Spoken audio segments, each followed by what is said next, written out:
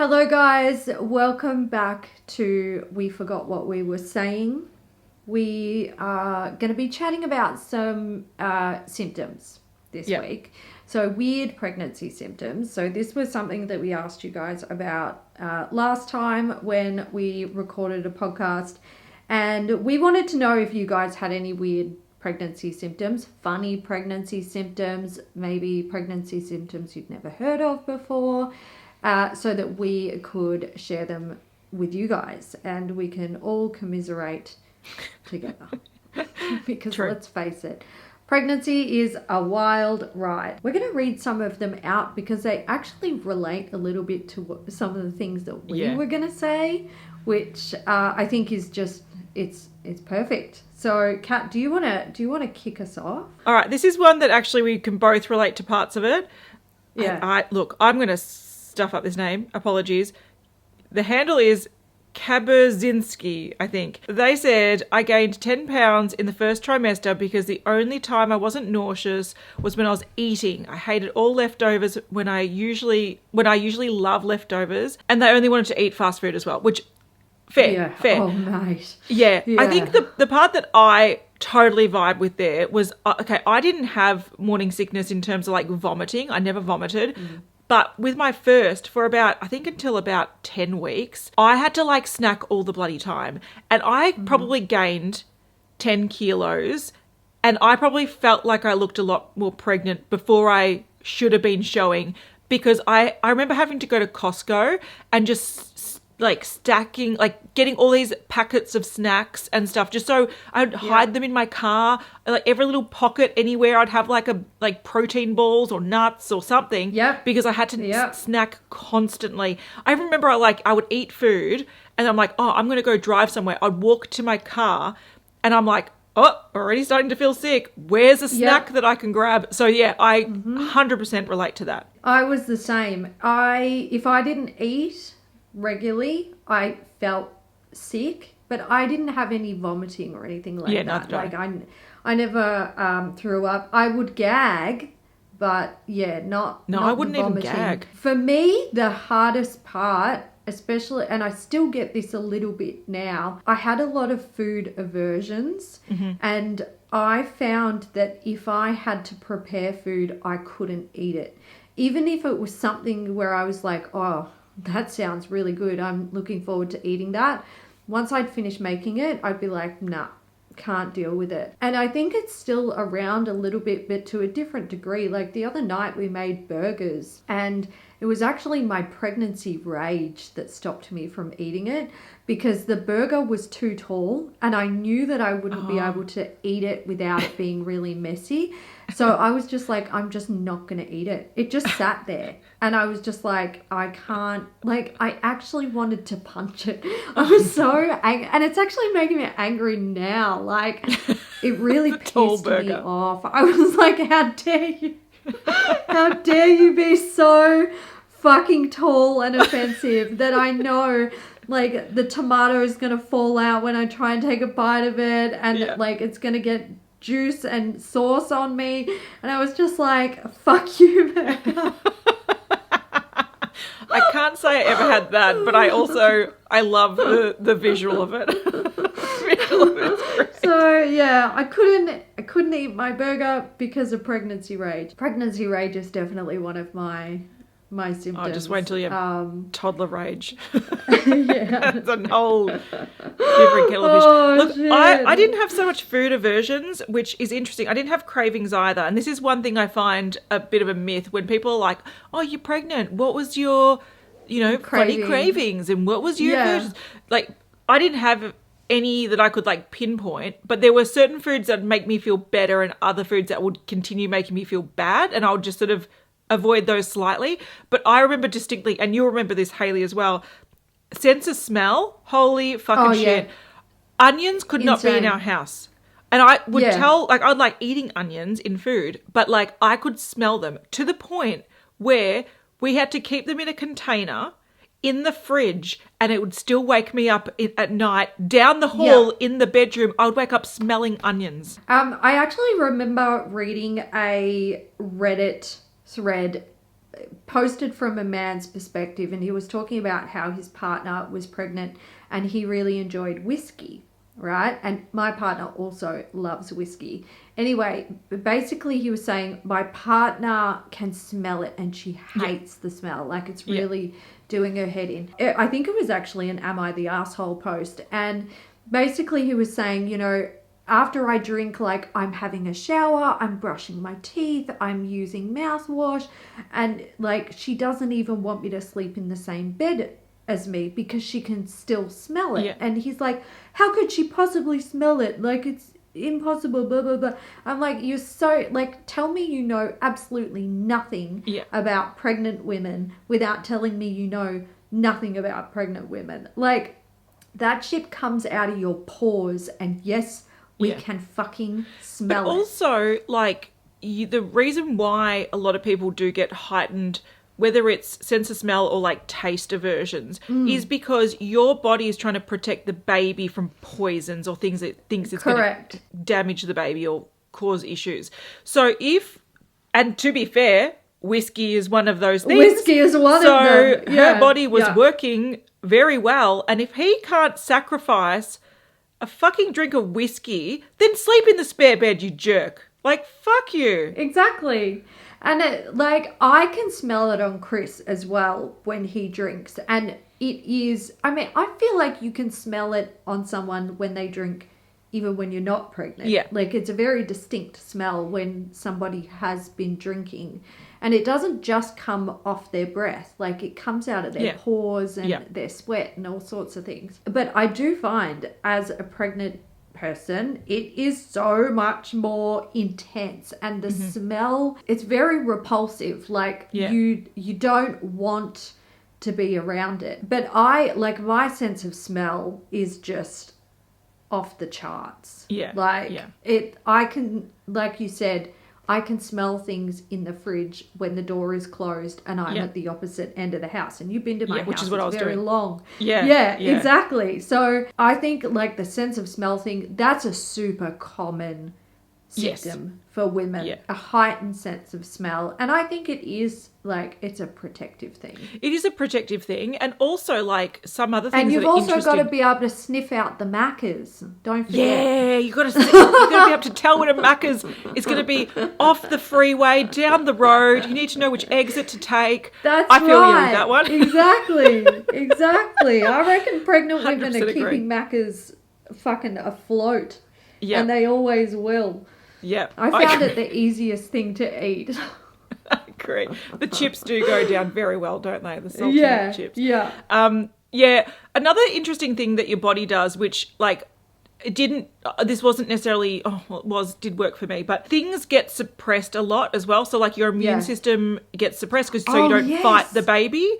And it was fine for my first, but with my second, I had a toddler at the time. So I was picking up colds left, right and centre. I think in like the winter time, because my second baby was born in October, which for us is spring. Pretty much, I think throughout the period leading up to that, maybe like the 4 months or something, I think I had a cold every single week because my kid would be bringing stuff home that he probably wouldn't even catch, but he's got like these viruses and stuff around, and I would catch everything, which was a real pain in the ass.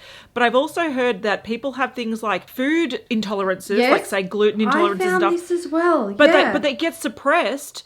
But the problem is that if you have a sort of sensitivity to food, it's sort of artificially suppressed so it doesn't trigger an issue with the baby, but it can still cause issues to you if you're like a celiac or something. But you shouldn't just go based on, it's not actually affecting me anymore. It's like an artificial sense of safety, but it's actually just like minimizing the symptoms, if that makes response. sense. Yes. Yeah. This is an interesting one. I have heard about this.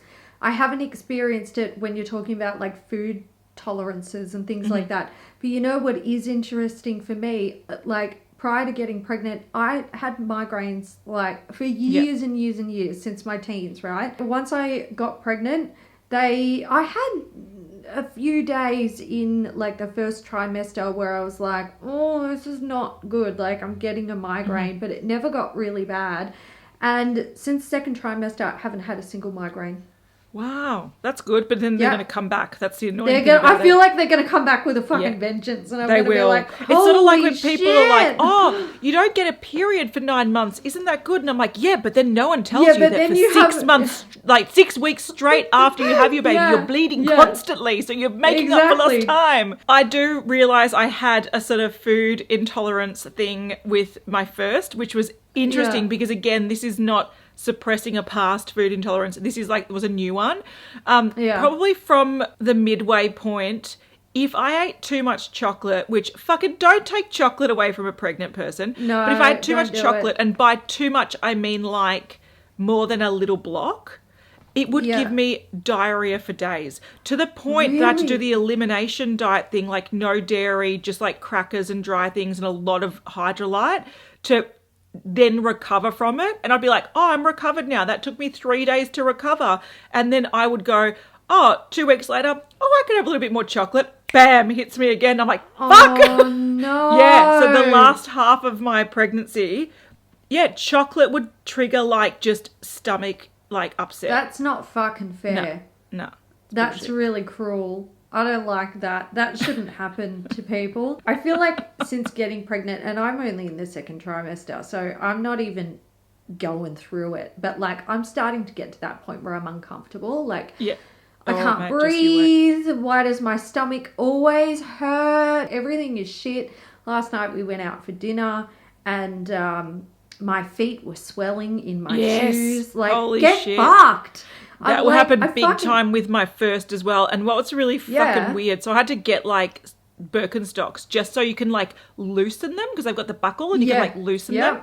And I would get really swollen legs and feet, and especially because I think my first, he was born in April. So for us, it was just after summer. So summer was particularly bad. And the funny thing is, because how your blood flows through your body, I always had one foot really swollen and the other one only like mildly swollen. So walking around like I've got some like elephant foot. So shit. But ironically, I didn't get that with my second. Yeah, I don't know, man. I just think pregnancy is it's cruel.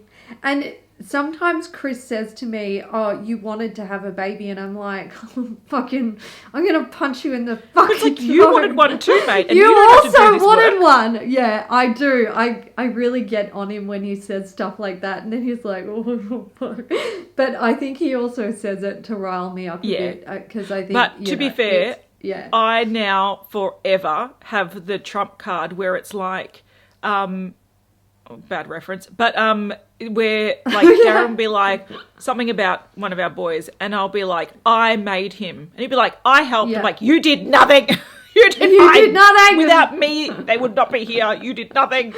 So yes, yeah, absolutely. I'm like, you helped with the plans, but you did none of the building. I did all of the building. Yeah, I think it's a great injustice that men don't have to do anything. Yeah. Like, that they, like, don't even, you do nothing. Like, you really don't. Although, to be fair, I don't want that to sound like, I'm talking about the growing of the baby and the giving birth of the baby. And then, you know, if you are breastfeeding your baby as their primary source of food, you are then also the cow at the end of the day. I don't want to make it out like, you know, men are fucking useless or anything, because I don't actually believe that. No. But yeah, when it comes to the growing of the baby. But hey, my partner is, we're in the midst of the nursery, and I decided that I wanted wainscoting on the walls. Yeah. And yeah, my partner is responsible for that. So getting him back. Yeah, you know, like they are doing their own thing. Like, they've got their own jobs to do. But yeah, I think, like, and so much happens to your body. So I feel like you've got all of this shit going on, and there's a lot of frustration. A lot of it is uncomfortable and painful as well. So whenever there's a man near me, I'm like, I'm going to punch you in the throat because you just piss me off. It's really bad. There is something else that I want to talk about. A couple of physical symptoms that have been pissing me off. Restless leg syndrome. Ah. I fucking hate that shit. And I fully believe that it's actually one of like the vitamins that I'm taking is making it worse. But I don't know what vitamin it is. But and you also need to take your vitamins, so that's correct. And I think what annoys me about it is like I've had restless leg in the past, but it's like this is every single night. Like every single fucking night I get it. And I remember years ago, I'm talking like probably 15 years ago, I remember working with a lady who was pregnant and she was talking about restless leg syndrome. And at that time, I'd never heard about it. And she was just, you know, explaining what it is. And, you know, she was complaining about it, and rightly so, because it's fucking horrendous. And I think about her probably like 4 or 5 times a week now. I'm like, that poor fucking woman. And now I'm going through it. I do actually have a bit of a solution for restless leg syndrome though. So I've seen some videos on TikTok where people are like tying socks around their feet really tight and stuff like that. I don't think it works. I've tried that. But what does work is actually like massage. So if you like grab the back of your calves or your thighs and you like squeeze and hold for, you know, do it for a few minutes all the way up and down the leg and back and forth, that can help to like, I don't know what it does, but it does something to the muscles and probably the nerves in there. And you might be able to get a few minutes of relief, which might be just enough to help you like fall asleep. So yeah. Have you tried like magnesium supplements as well? Yes, well, I take it daily. Yeah. So magnesium supplement has been one of the like, you know, if you Google it, it's like just take magnesium. And I even went to my doctor and I said, magnesium does help, but like how many can I take before it's bad? And she's like, well, you know, we don't technically know, but you know, she was like, if you're taking a huge dose, because I take like I don't know, I think it's like mega magnesium. I think they're like 1,000 milligrams. You can get like the sprays and oils and stuff though. That you can. That's true. You can get the topical ones. I don't like them. Mum swears by them, but I've never been into them. But yeah, the doctor was like, look, if you take one or you take two, and you feel like you're getting a bit of relief, but maybe you want like a little bit extra, it's fine. Unless you're doing it every day and then, you know, come and chat to me and we might do something else about it. But yeah, magnesium, it does help. But, I didn't have restless legs, but I did get leg cramps, which were fucking I've just the other fucking night I had my first leg cramp, like and I was shooting like, nah, pain, and fucked. you wake up, you're quick stuck. smart. Yeah, and you're trying to like stretch it out in the opposite direction. Yes. So like, oh god, I hate it. Yeah, it's horrible. Something else that I think is really fun: skin tags. That is such a fucking wild one, because I've never had a skin tag in my life, but to this very day, and I'm now like 5 years post having my first kid, I've got a couple of them, like small ones, and they started during pregnancy. And I remember having to look it up, being like, why do I fucking have a skin tag? And it's hormone related. It is. Yep. And fuck you, guess body. What else? I know. They are all also hereditary, right? So if you have somebody, like if a parent has really bad skin tags, you are also prone to getting them. And they will get worse as you get pregnant. And if you're wondering how I know this, it's because it's currently happening to me. My dad had so many skin tags around his eyes. Yeah, like heaps of them. And some small, some large, right? Yeah. And never had them treated just because he's a guy and why would you? Anyway, I reckon if I was to count the skin tags that are starting to pop up around my eyes, and they're like everywhere. So they're underneath, they're all up on the, like between my brows and or even on my eyelids. I reckon I've got about 50 of them. Whoa. See, under my potentially arm more. And like around and I've also got them on my neck. Wow, because around my, like under my arms and like around my boobs, maybe I've got like, let's say 4 or 5, and they're small ones. And I'm like, I think I actually when I was pregnant, when I got my first one and I freaked out, I actually cut it off with nail Yes, clippers. people do it. People do Yeah. it. And look, Painful, look, bleeding, yes. don't do it. Well, you can do it. I'm but it's up to you. I'm gonna say this, right? Like the way that they are removed professionally is cutting them, Yeah. freezing them, and they use lasers apparently. Yeah. So you're going to probably, As well. would you go the laser path down the track? I think so. I'm tempted to go and see. So my doctor's clinic has a dermatologist there. Yes. Okay, good. I'm tempted to go back and see him and just be like, yo, Sort can this we out do before it something gets about bad. this now? Because it's really pissing me off. Like, Oh, it's fuck really... me. And the problem is the potential is that it can get a lot worse. They just grow and grow and Yeah. grow and grow. That's the problem. So I already am predisposed from hereditary reasons, Yeah. but also my hormones are making them grow at like an alarming rate. So it's really bad. And I did some research on like what can help them at home. And Yeah. you know there's all those like at home kits that you Like can with the buy little for, like, bands that go around them and like essentially and, dock them. Yeah. Like I'm not really into that, but I heard well, not that around your vitamin eyes E- anyway. No, well I can't. And the thing is that they haven't enough to grown do that. long Yeah. enough to like Yeah. and that's why, you know, I'm like, I feel like the only option for me would be a laser. But I Yeah. don't know if you can even do it near the eye.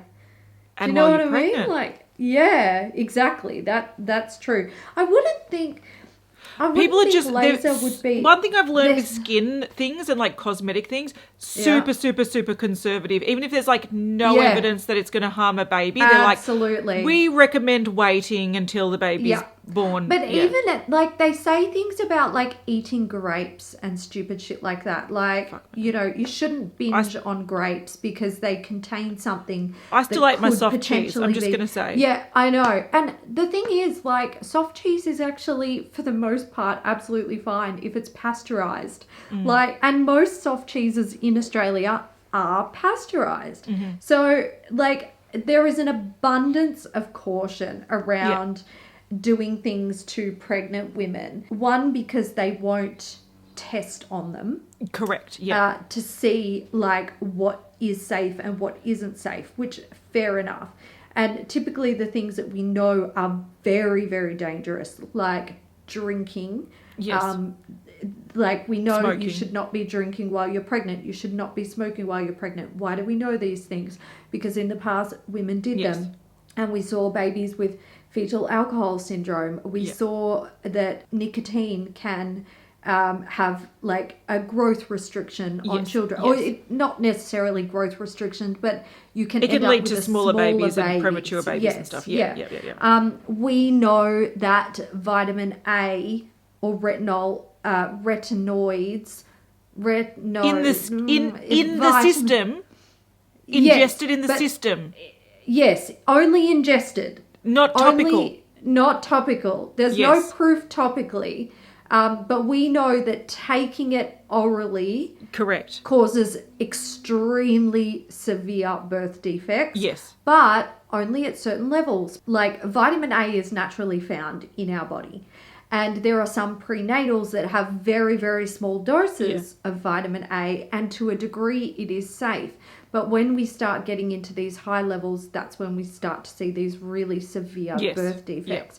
But then they will also say, out of an abundance of caution, don't use retinol on your Correct. skin. Yep. But we know that we don't really absorb retinol into Correct. our blood system topically. From your skin, So, yes. yeah, there's all of these things where it's an abundance of caution. But, like, also, I guess, morally, can we do these tests on women? We kind of need the evidence of safety or non-safety to come from organic methods, which is so far that's Hard to kind do, of yeah. how it's But that's like I understand, and the way I approached that was for me, I just like what passed the gut check. Now I'm vegetarian, so Yeah. deli meats and like raw fish and just stuff didn't weren't an do it. issue for me. Yeah. I just Yeah. wasn't touching them anyway, so that was not an Yeah. issue.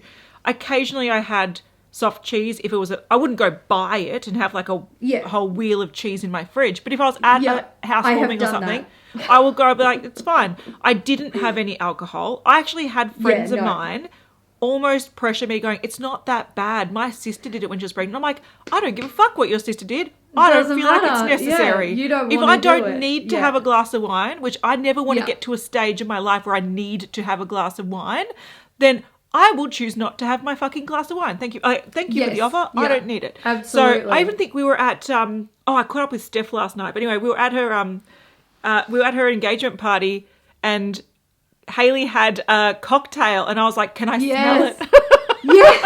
yes. Actually, so we went out last night for dinner, and they had a strawberry and cream ale on the menu. So it was at a brewery.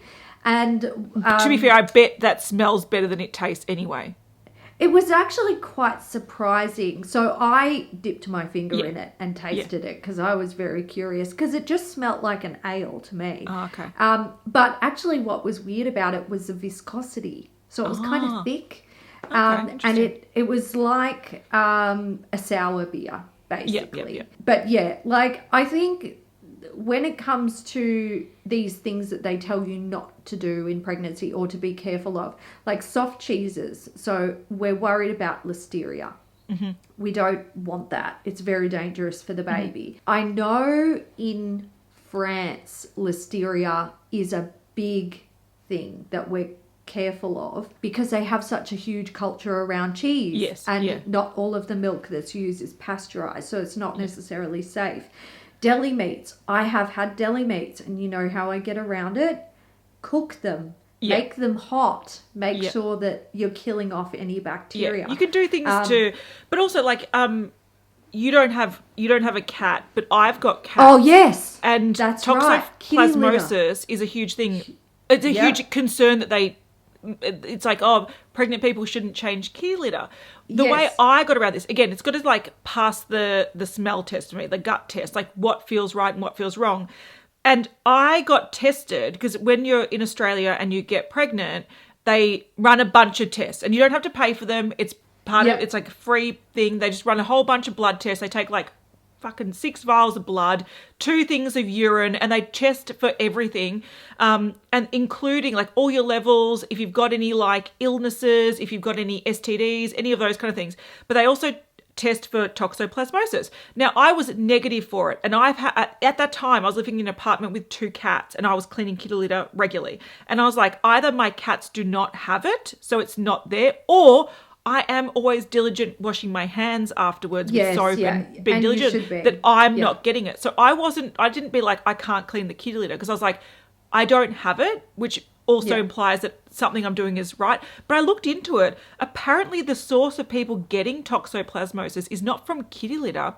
It's when they have gardens outside and they've got pets or neighborhood cats who poo in the garden. They then get veggies out of the garden. They don't clean it properly and they eat it.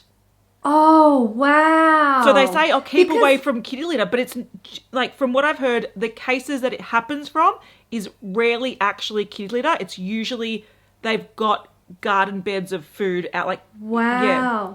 Because isn't toxoplasmosis like, it's a bug, like it's a parasite, isn't it? I think so. Something like that. So you wouldn't think that just by changing kitty litter, perhaps you accidentally brush on a piece of poop or whatever. Yes. But if you're washing your hands, correct, there shouldn't be you've any got to way ingest for it. that. That's what I'm You've got saying. to ingest it. Like, exactly right. It's not that, it's not permeating through the skin. You actually have to ingest it, which is the same thing about retinol. And to be fair, I used retinol through both my pregnancies. I'm not, if you don't want to do it, don't do it. I'm not saying do what I do. Yeah. But I used a low, dose that you can buy at the shop. Like it's not like it's not a clinical, it's not a prescription. It was just like a 0.2% or something. And I'd occasionally use that, and there was no issues with it. And I even double checked my doctor, and they're like, look, it's so low that it's not a problem. It's more the prescription, really high dose ones that can be a really problem. strong ones. Yeah. So I shouldn't be putting my Retrieve on my face. Correct. Which I'm not, but I kind of wish I could. Correct. So you have to sort of be sensible about it all. Yeah. Yeah. And I'm a bit like you as well. I kind of like, as you said, like, does it pass the gut test? Like, are you confident that this is not inherently dangerous to the baby that's growing? Which is why I didn't mind dipping my finger into the strawberries and cream ale to, like, taste it. A literal drop of alcohol is not going to hurt You probably a baby, actually ingest more alcohol bloody putting on deodorant. Well, they actually say orange juice. There was actually referring to it in the sense of breastfeeding.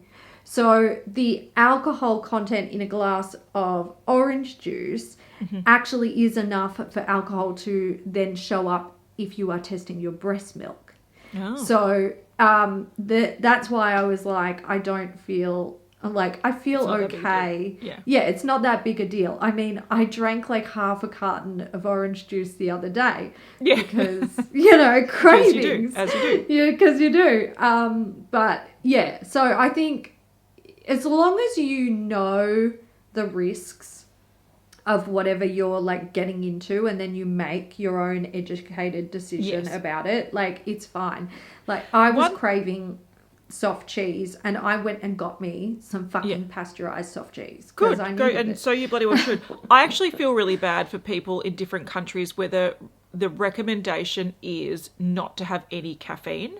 We luckily in Australia, in Australia, and from fucking day dot, my doctor said you can have coffee, but cap it at, it was like 100 milligrams or something. It was like essentially two proper cups of coffee. Not just like instant coffee, but like 2 lattes or 2 espresso shots or something. 2 barista style coffees. Yes. Yeah. And it's like, if you are making your instant coffee at home, that is not even close. It's not the same. To what they are serving you at like a cafe. So if you're having 3 cups of at home, like, you're probably freeze-dried coffee. A-okay. Yeah, you're absolutely fine. Yeah. But yeah, like caffeine, like, I mean, if you're living off caffeine, I can see that would be an issue. I can't understand why caffeine would be detrimental to a fetus. Apparently, if you have too much, you can actually trigger stillborn or really? miscarriages, not stillborn, because it's early days, because it's. Yeah. It's only really your first trimester, I think, that they like restrict coffee. And then as you go along, you can actually incorporate more. And I think it can trigger miscarriages if you have too much. Right. Okay. Yeah, I'd never heard that. I'd heard like you should restrict your caffeine or minimize it. And for me, it was fine because I was like, I have 1 cup of instant coffee a day at home. Sometimes I might do 2 just because I'm like, oh, I drank that too fast and I was enjoying it. So I knew that it wasn't going to really apply to me anyway because I'm not going and getting a barista coffee multiple times a day. But I actually didn't realize that it can cause miscarriage. But it'd be like I'm sure there's people out there that not only have a lot, like I talk to sometimes people and they're like, oh, yeah, I like coffee and I have like 8 a day. And I'm like, what? Yep. What? Yeah, no. But then there's also people, like I used to work a night shift and I remember like no-dose tablets were a big thing that people would pop before going home. Yeah. So like, that kind of stuff, or even like people drinking lots of Red Bull and stuff, like all of a sudden you have a couple of cans and then you're fucking buzzing. So there are ways where you can overdose on caffeine.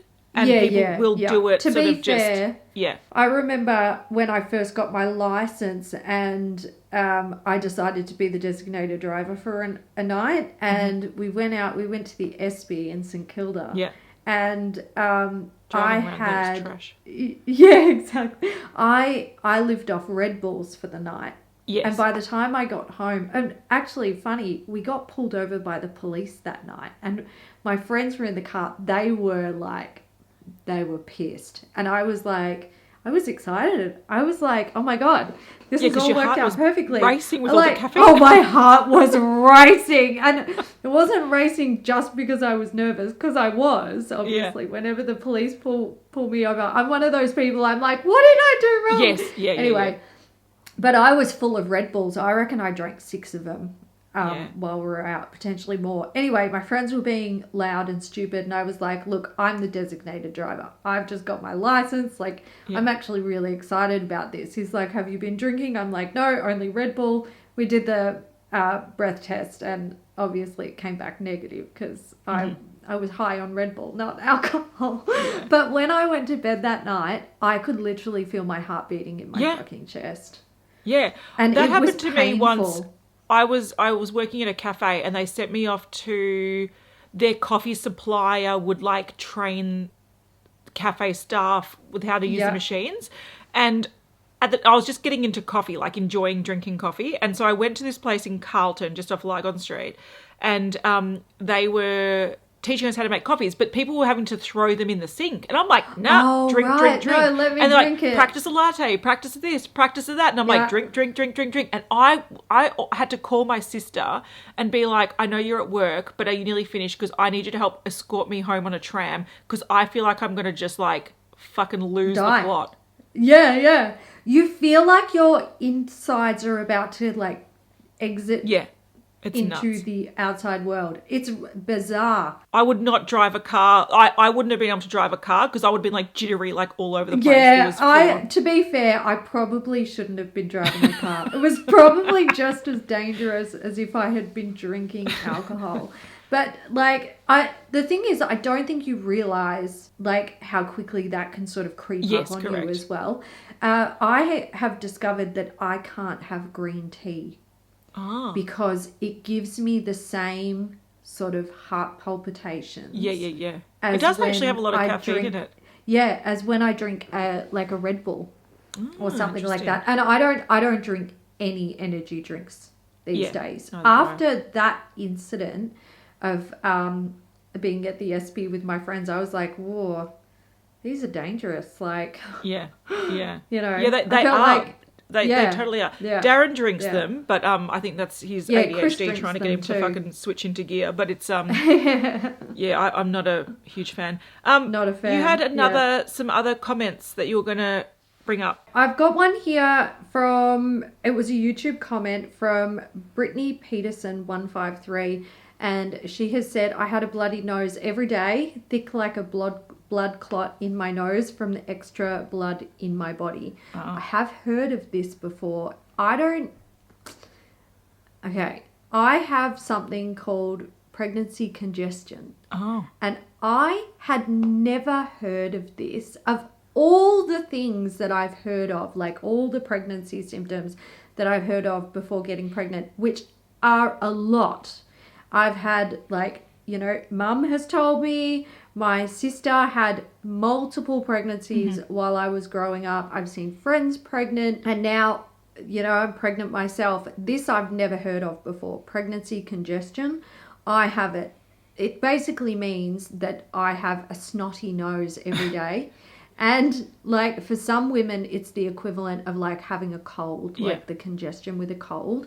But when I blow my nose, it's a bloody, like it's almost always a bloody like blowing of the nose, which I think is it's really interesting. But also it must mean that like the mucous membranes in your nose must be like a bit swollen as well. You might have like the extra blood can do wacky things.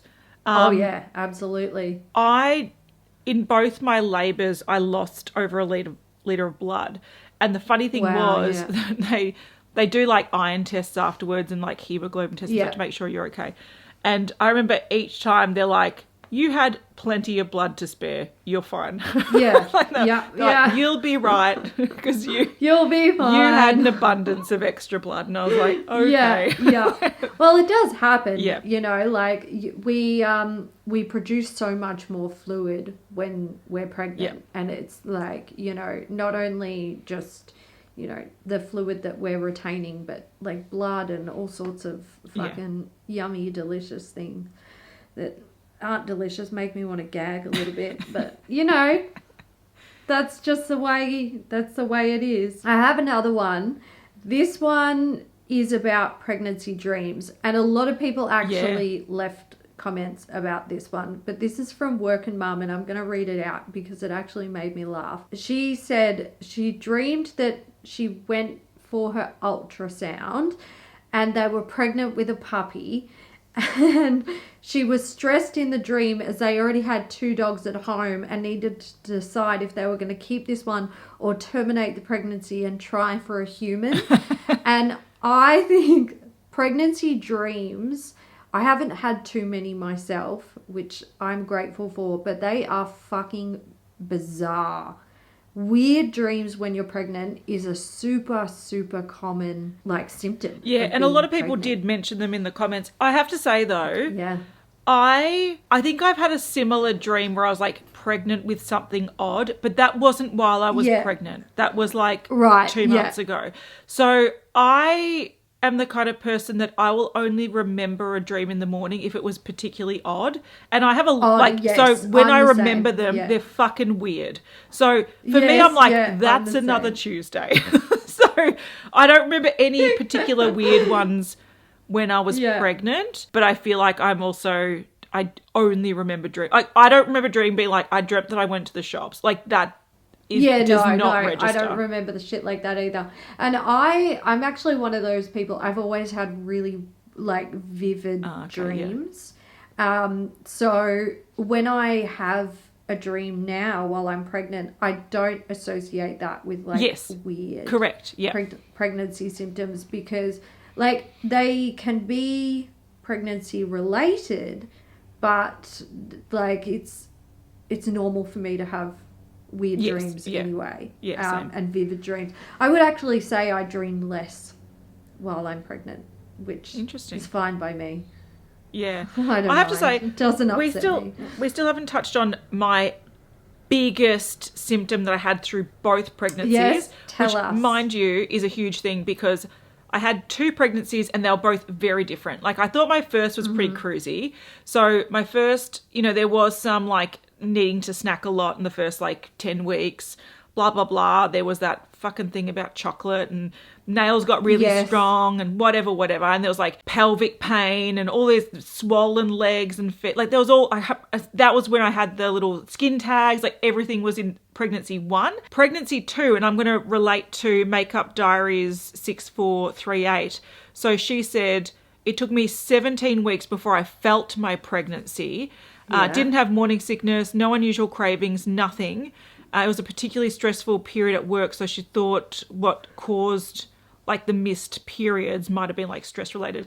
That was my second pregnancy. So with my second, no symptoms whatsoever. And to the point that leading up to both my pregnancies, I had chemical pregnancies. So the stressful thing about that is I obviously knew that I was pregnant because I was trying and we were doing the testing and the da-da-da blah blah. Yeah. Yeah. But every time I went for a scan, I was I don't think there's going to be a baby there because there was no symptoms whatsoever. There was no symptoms. Nothing. My first symptom with my second was feeling the baby move at 15 weeks or something. So Finny, my little babe, he's he was super chill. No, didn't give me any swelling, didn't give me anything. He was super chill. But no trouble. The one consistent thing throughout both pregnancies was my second half of my pregnancy, and I think it actually started a bit earlier with my second, acid reflux all the fucking time. Don't even get me started. All the fucking time. And you know how you were talking about asking your doctor about magnesium? I was the same with Gaviscon. I would be buying 3 bottles of Gaviscon at a time and I'd go through them in 2 days. I was drinking them from the fucking bottle by the end.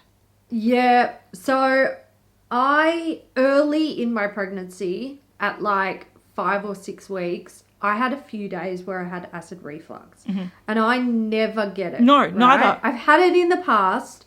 I have had it, but it's not something where I'm oh, if I do this, I get acid reflux. No. As soon as I got that, I was I'm going to fucking be in for a time on this because I knew you had it. Yeah. And I have another symptom that popped up really early in my pregnancy, around the 6-week mark, and that was sciatic nerve pain. Oh, I had that as well. In my back. Yeah. And now I knew that it would come and then it would go away.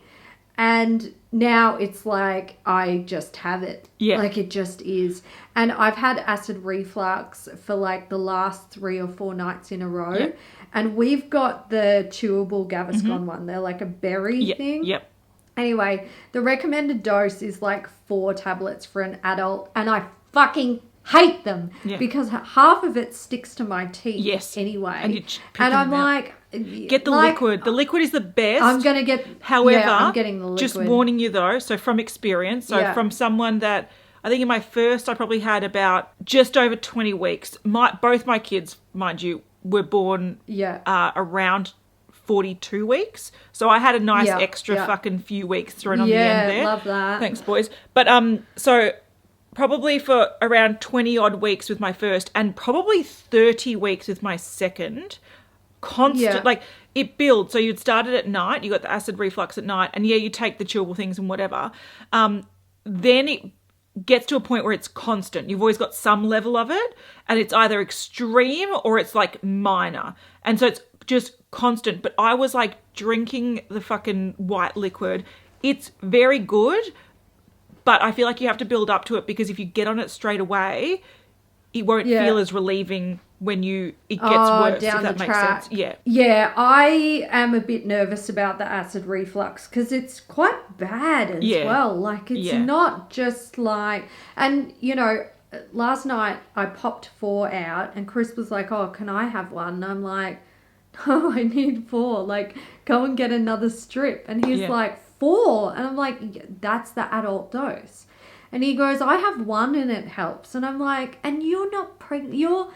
Like, your insides aren't being pushed up into your fucking chest cavity. And also... Which is causing the gastrointestinal entrance to open and leak fluid into because also what happens is, throat. because you've got this hormone, essentially, that helps you relax your muscles. So the sort of flap that's supposed to keep all the acid in is actually... It's floppier, just like... and everything's coming up. And then your baby's pushing your stomach higher. So you're in for a wild ride. Yeah, it's fucking... Yeah, that was brutal. Acid reflux. It's horrible. It's absolutely with horrible. my first, it went straight away after I gave birth. It was pretty much gone and like instantly. With my second, it lingered. And even up until fairly recently, which mind you, I'm 2.5 years out of that, some things will trigger it. And I'll still have the chewable tablets next to my bed. But it's like it's getting slowly better. But it took probably a good year or 2 to that. Like, if I had like pasta sauce, I'd be like, oh, I'm going to be in trouble tonight. Yeah, that's interesting. See, I know my mum has it for other health reasons. Yes. So for me, there may be I might be genetically disposed to sort of down the deal track with though, that probably anyway. not now. Yeah. Down the track, but with pregnancy, sciatic nerve, I knew that was coming, and acid reflux, I knew that was coming as well, because I had them. It was almost like, it felt like a little like fuck you from the future, just coming to be like, hi, this is what you're gonna have to deal with. Just prepping you for exactly real. Right. So I actually want to end this on I've got a little bit of a funny story to tell. It's about cravings. Did you have any cravings, Kat? Not for, really, no. Weird stuff?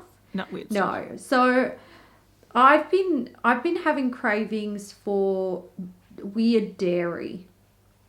So cheese was like the big one, and I think it's gotten consistently worse because I've been putting it off and not doing it. So anyway, I was craving, whipped cream in a can. The ones that So okay, got that out of my system. I've still got a can in my fridge, but I started to have a craving for.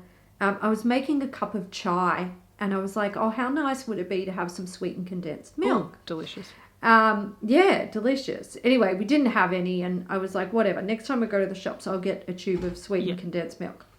So I did that. But while I was there, I also noticed that they had evaporated milk. And I was like, oh, used to love evaporated milk as a kid. Maybe I can make something with it. So I bought it. Anyway, as soon as I had that can of evaporated milk in my hand, I couldn't stop thinking about it. And when I got home, it was so bad. When I got home, I was like, no, don't be ridiculous. Like, you can make something with it. You can make like a little tart or something like custardy kind of thing. Just sort your shit out. Don't drink the evaporated milk. Anyway, I couldn't stop thinking about it. That night, I cracked it open. I just poured a tiny little bit into a glass and I drank it. And that was it. It was all over. I drank the whole fucking I can just can. imagine you sitting in the corner in the dark in the kitchen, just fucking drinking out of a can. But now, do you know what? I'm not pregnant. And I'm like, maybe I'll go to the shops and get some. That sounds like a great idea. It tastes just the way I remembered it.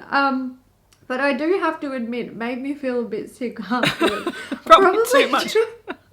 I probably drank a bit too much of it, but I'm gonna get another one when I go to the shops because I enjoyed it. Have it in your coffee. So, yes, I'm going to. You know what? I ran out of milk today, and I made 2 cups of like a spiced herbal tea with the sweetened condensed milk. Chef's kiss. Absolutely perfection. Delicious. But yeah, I'm having a thing for weird dairy products. I'm right there with you. Tell me more about them in the future and I'll be like, in solidarity, I'll sit in the corner of my kitchen fucking having cream from drinking my can of fucking evaporated milk. Oh, another symptom that I'm having, and I think they call it baby brain. Yeah. I can't talk. Yes. Yeah. What is wrong with me? Like my words. That's really fun. Great timing for a podcast. Yeah, I know. We forgot what we were saying. That's true. I'm also a fucking idiot and I can't get my words out. Accurate. Yeah. All right, guys. We're going to leave that there. We do hope you enjoyed it. I don't know what we're going to talk about in the next one. I guess we'll just surprise you. Oh, yeah. And my battery's flashing, so good timing. Yeah. Oh, my God. I've changed my battery like 10 times today. It's time to go. Thanks for joining us, guys. We will see you in the next one. Bye. I'm waving. I know, it's habit, it's audio. isn't it? Just a wave.